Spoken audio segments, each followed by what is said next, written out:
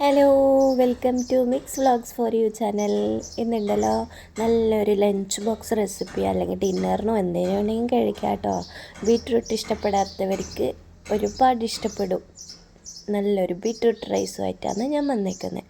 അപ്പോൾ അതെങ്ങനെ ഉണ്ടാക്കാൻ നോക്കുക. ആദ്യം ഒരു കുക്കർ അടുപ്പത്ത് വെക്കുക. അതിലേക്ക് കുറച്ച് നെയ്യും കുറച്ച് എണ്ണയും ഈക്വലായിട്ട് ഒഴിക്കണേ. എന്നിട്ട് 2 ഗ്രാമ്പൂ, 2 ഏലക്ക, 2 പട്ട എന്നിവ ഇട്ട് ഒന്ന് വഴറ്റി കുറച്ച് ഉള്ളിയും വെളുത്തുള്ളി ഇഞ്ചി പേസ്റ്റും ഇട്ട് അതിൻ്റെ പച്ചമണം മാറുന്നവരെ നന്നായിട്ട് ഇളക്കിയെടുക്കുന്നുണ്ട്.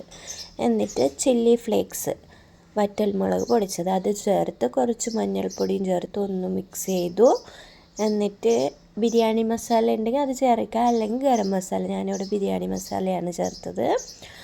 എന്നിട്ട് ചോപ്പ് ചെയ്ത് വെച്ച തക്കാളിയും ചേർത്ത് നന്നായിട്ടൊന്ന് മിക്സ് ചെയ്തിട്ട് നമ്മൾ അരിഞ്ഞു വെച്ച ബീറ്റ്റൂട്ട് ചേർക്കുന്നുണ്ട്. കുഞ്ഞായിട്ട് അരിയാട്ടോ. ഞാൻ ഇത്ര വലുപ്പത്തിലാണ് അരിഞ്ഞത്. എന്നിട്ട് ആവശ്യത്തിന് ഉപ്പ് ഇട്ട് നന്നായിട്ട് ഇളക്കി കൊടുക്കുന്നുണ്ട്.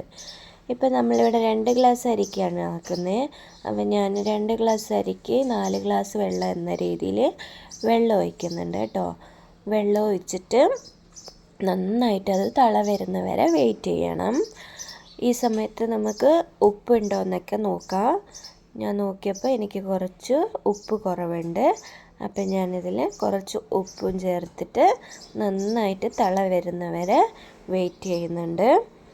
എന്നിട്ട് നമ്മൾ പച്ചരിയാണ് കേട്ടോ ഇവിടെ എടുത്തേക്കുന്നത്. ബസ്മതി റൈസും നെയ്ച്ചോറിൻ്റെ അരിയിലും ഒക്കെ ഉണ്ടാക്കാം. ഞാനിവിടെ പച്ചരിയാണ് എടുത്തേക്കുന്നത്. 2 ഗ്ലാസ് പച്ചരി നന്നായി വൃത്തിയായി കഴുകി എടുത്തിട്ടുണ്ട്.